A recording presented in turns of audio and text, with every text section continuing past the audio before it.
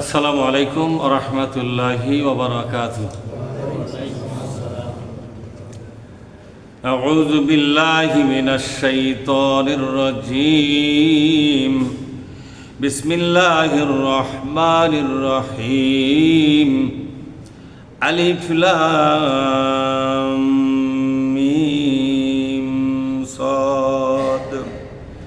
কিতাবুন উনজিলা ইলাইকা ফালা ইয়াকুন ফি সাদরিকা হারাজুম মিনহু লিতুনজিরা বিহি ওয়া যিকরা লিল মুমিনিন। আমরা আল্লাহর দরবারে শুকরিয়া আদায় করি, বলি আলহামদুলিল্লাহ। সালাত এবং সালাম বিশ্ব নবীর প্রতি সাল্লাল্লাহু আলাইহি ওয়াসাল্লাম। সম্মানিত দ্বীনী বন্ধুগণ, পবিত্র কোরআনের 7 নম্বর সূরা আরাফ এর 2টা আয়াত পড়েছি, 1 এবং 2। প্রথম আয়াতটা হলো 4টা অক্ষর বিশিষ্ট, আলিফ লাম মিম সদ। এর তর্জমা আমরা জানি না, আল্লাহ ছাড়া কেউ জানে না, তবে এটা একটা আয়াত, এটা একটা আয়াত। দ্বিতীয় আয়াতের তর্জমা এরকম হবে, কিতাবুন, এটা একটা কিতাব, এটা একটা সংবিধান, এটা একটা জীবন ব্যবস্থা, এটা একটা গ্রন্থ। এটা একটা কি জোরে বলুন? গ্রন্থ। এটা একটা সংবিধান, এটা একটা জীবন ব্যবস্থা। উনজিলা ইলাইকা, হে নবী আপনার কাছে নাজিল করে দিলাম। তাহলে কিতাবটা তৈরি দুনিয়াতে হয়নি, উপর থেকে নাজিল হয়েছে। সুবহানাল্লাহ বলেন।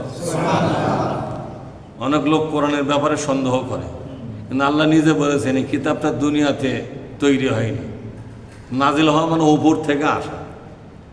নাজিল বলতে বোঝানো হয় মহাশূন্য পাড়ি দিয়ে আকাশ, ওপরে তার উপরে তার উপরে তার উপরে 7 আকাশের উপর থেকে যে কিতাবটা অবতীর্ণ হয়, এটাকে বলা হয় নাজিল। কি বলা হয়? তাহলে এই কিতাবটা কোথা থেকে আসছে? একেবারে আসমানের উপর থেকে, আল্লাহর কাছ থেকে। তো উপরে কে আছে? মানুষ আছে? আল্লাহ পাক, ঠিক না? এই কিতাবটা নাজিল করে দিলাম। ফালা ইয়াকুন ফি সাদরিকা হারাজুম মিনহু, হে নবী আপনার মনের মধ্যে কোনো ভয় পাবেন না, আপনি দুর্বলতা প্রকাশ করবেন না, মন ভাঙ্গা হবেন না। কারো চোখ রাঙ্গানি যদি হয় সে ব্যাপারে আপনি মনটা ছোট করবেন না, বুক ভরা সাহস নিয়ে এগিয়ে যান। লিতুনজিরা বিহি, আমার এই কোরআন দিয়েছি শুধুমাত্র মানুষকে সতর্ক করবার জন্য। অপরাধ যারাই করবে তাদেরকে সতর্ক করে দেন, সাবধান করে দেন। ক্ষমতাবান অপরাধ করলেও তাকেও সতর্ক করে দেন। ক্ষমতাহীন যদি অপরাধ করে তাকেও সতর্ক করে দেন। যারাই ভুল করবে তাদের ভুল ধরে দেন। তাহলে মানুষের ভুল ধরবে গেলে ক্যাচাল হবে কিনা? দেখছেন আল্লাহর বুদ্ধিগুলো এলাকা পিরন খাওয়া বুদ্ধি লাগলে কথা কন দেখায়। আল্লাহর এই বুদ্ধি যাই, এই বুদ্ধি লিবা যাবে, তারই কুমান্ডা হবে, হবে কিনা? এনবে মানুষের ভুল ধরেন, ভুল ধরে ধরে বলেন এ ভুল যদি করতেই থাকো আল্লাহর গজব কিন্তু আসবে, জাহান্নামে কিন্তু যাওয়া লাগবে, দেশের কিন্তু ক্ষতি হবে, তোমার ক্ষতি হবে, তোমার বংশের ক্ষতি হবে। সরকারি লোক যদি ভুল করে তাদেরও ভুলগুলো ধরে দেন। দেন তো একবার কাঙ্গা ঠেলা। গরিব মানুষের ভুল ধরলে তেমন বিপদ হয় না, ঠিক না? কিন্তু সরকারি লোক, ক্ষমতাবান লোকের ভুল ধরবেন তো একবার, আপনি কয়দিন বাইর থাকা পারেন? ওই তো আপনাকে সোজা আঙ্গুলে ছাড়ে দিবার দিবে। তোর মতো ফকিনীর বাচ্চা আমার ভুল ধরিস, ঠিক না? কিন্তু আল্লাহ পাক নবী কি বুদ্ধি দিচ্ছে? এই বুদ্ধি লিবার যায় তো নবী কুমারগুলা খেলো, কথা ঠিক না? বর্তমান দুনিয়ার অনেক নামাজি লোক আছে, পীর মাশায়েখ আছে, এরা দুনিয়ার কোনো রাজা বাদশার ভুল ধরে না, ধরে নাকি? কোনো ক্ষমতাবান লোকের ভুল ধরে না, এই জন্য এরা কোনোদিন বিপদে পড়ে না, ঠিক না? ওরা পিটনও খায় না, জেলও খায় না, সব সময় ওভালটিন খায়, ডিম সেদ্ধ খায়, টাকা পায় বালুর ভরা, খাতা ভরা, বস্তা ভরা টাকা পায়, পায়খানা জোরে খান। কর্মা পোলার অভাব নাই, জীবনে কোন জেল জুলুম হয় না, বরং ক্ষমতাবানরা তার কাছে গিয়ে হাত ধরে দোয়া চায়। যদি একবার ওদের ভুল ধরা হতো, ক্ষমতাবান তোমরা কিন্তু ক্ষমতা চালাচ্ছ জুলুমের পথে, এরকম খালি একটা ভুল ধরলে পীরের পিরিগিরি থাকবে না, ওর আস্থানে ভেঙ্গে ঘুরে করবে, বলবে যে পীর তুমি একদিন ভালোই আসলে, হ্যাঁ তুমি রাজনীতির দিকে নজর দিছো কেন?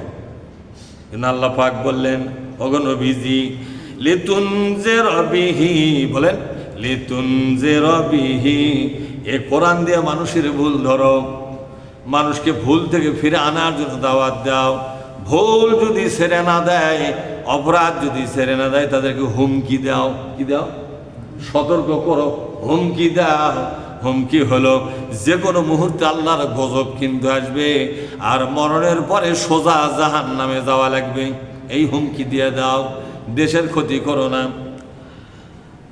এই কাজগুলো করতে গেলে মানুষের আপনাকে ভয় দেখাবে, মারবে, আপনার উপরে অত্যাচার করবে, অন্যায় করবে, অবিচার করবে, মানুষেরা আপনার প্রতি হিংসা পরায়ণ হবে, আপনার জীবনটা দুর্বিষহ করে দিবে। এরপরও আপনার মন ভাঙ্গা চলবে না, বুক ভরা সাহস নিয়ে আপনি এগিয়ে যাবেন আর বলবেন হাসবুনাল্লাহু, বলেন হাসবুনাল্লাহু ওয়া নি'মাল ওয়াকিল, নি'মাল মাওলা ওয়া নি'মান নাসির। আপনি বলবেন আমার জন্য দুনিয়ার কারো দরকার নাই, আমার জন্য আমার আল্লাহ যথেষ্ট। সুবহানাল্লাহ। আল্লাহর চাইতে ভালো সাহায্যকারী আর কেউ, কে আমার পক্ষে আর কে বিপক্ষে দেখার টাইম নাই। আমি আমার সত্যের কথা বলেই যাব, কথা বোঝেননি? এরপরে আল্লাহ পাক বলছেন ওয়াজিকরা লিল মুমিনিন, কোন আল্লাহু আকবার। আর ইমানদারদের জন্য এই কাজটা হলো, এই কোরআনের ভেতরকার বক্তব্য হলো ইমানদারদের জন্য শিক্ষামূলক। ইমানদাররা যদি শিক্ষা নিতে চায়, আমার কোরআন থেকেই যেন তারা শিক্ষা গ্রহণ করে। ইমানদারদের জন্য শিক্ষামূলক কিতাব হিসেবে কোরআন নাজিল করে দিলাম। ঈমান এনেছে যারা, তারা যেন কোরআন থেকে ইলম অর্জন করে। কারো কাছ থেকে উপদেশ নেওয়ার দরকার নাই, কোনো কবির কাছ থেকে উপদেশ নেওয়ার দরকার নাই, কোনো সাহিত্যিকের কাছে উপদেশ নেওয়ার দরকার নাই, কোনো রাজা বাদশার উপদেশের প্রয়োজন নাই, এই দুনিয়ার কারো উপদেশ দরকার নাই। ইমানদারের জন্য পুরা কোরআনটাই উপদেশের ভান্ডার বানাইয়া দিলাম। তারা যেন কোরআনটাকে পড়াশোনা করে। কোরআন বুঝে পড়া হলো ফরজ ইবাদত, আর কোরআন না বুঝে পড়া হলো নফল ইবাদত, ঠিক না? কোরআন যদি না বুঝে পড়েন, এটা হবে আপনার জন্য একটা নফল ইবাদত, আর যদি বুঝে পড়েন তাহলে নফলও হলো ফরজও হলো। কোনটা ভালো? বুঝে পড়ার মধ্যে নফলও হলো ফরজও হলো। আর যদি না বুঝে পড়েন তাহলে শুধু নফল ইবাদত হলো, ফরজ ইবাদত কোনা মার গেল। কি গেল? ফরজ ইবাদত কোনা কি গেল? ইলম অর্জন করা কি? বিশ্বনবী কি বলেছেন?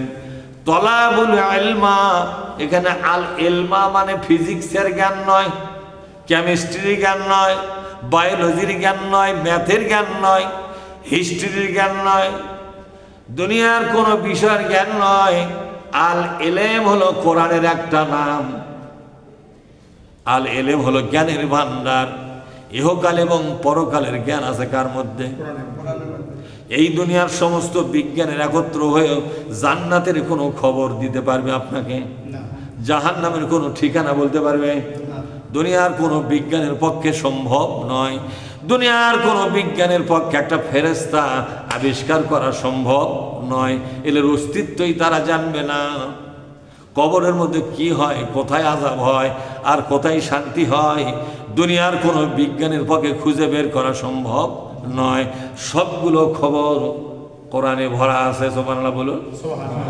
আল্লাহ পাক বলছেন, এই দুনিয়ায় যে সমস্ত লোকেরা ইমানদার তাদের দায়িত্ব এবং কর্তব্য হলো আল্লাহর কোরআন থেকে বুঝে বুঝে পড়ে নিয়া, আল্লাহর কোরআনটাকে বুঝে বুঝে পড়ে নিয়া এ কোরআনের উপদেশগুলো গ্রহণ করা, এ কোরআনের শিক্ষাগুলো গ্রহণ করা। বিশ্বনবী বলেন, সকল নারী এবং পুরুষ যারা মুসলমান, যারা মুমিন, সকলের জন্য আল্লাহর কোরআনের জ্ঞান অর্জন করা নফল না ফরজ? বিশ্বনবী বলছেন এটা ফরজ। বলেন তো এই ফরজটা আমরা কয়জন আদায় করেছি? শুধু কোরআন যদি পড়তে পারেন এটা কিন্তু ফরজ আদায় হয় নাই।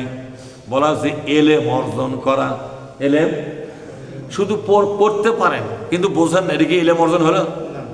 এলেম মানে ভেতরকার সমস্ত কথা, সমস্ত উপদেশ, সমস্ত শিক্ষাকে আপনার গ্রহণ করা। এই জন্য আল্লাহ রসুল বলছেন প্রত্যেক নারী পুরুষের জন্য এলেম অর্জন করা ফরজ।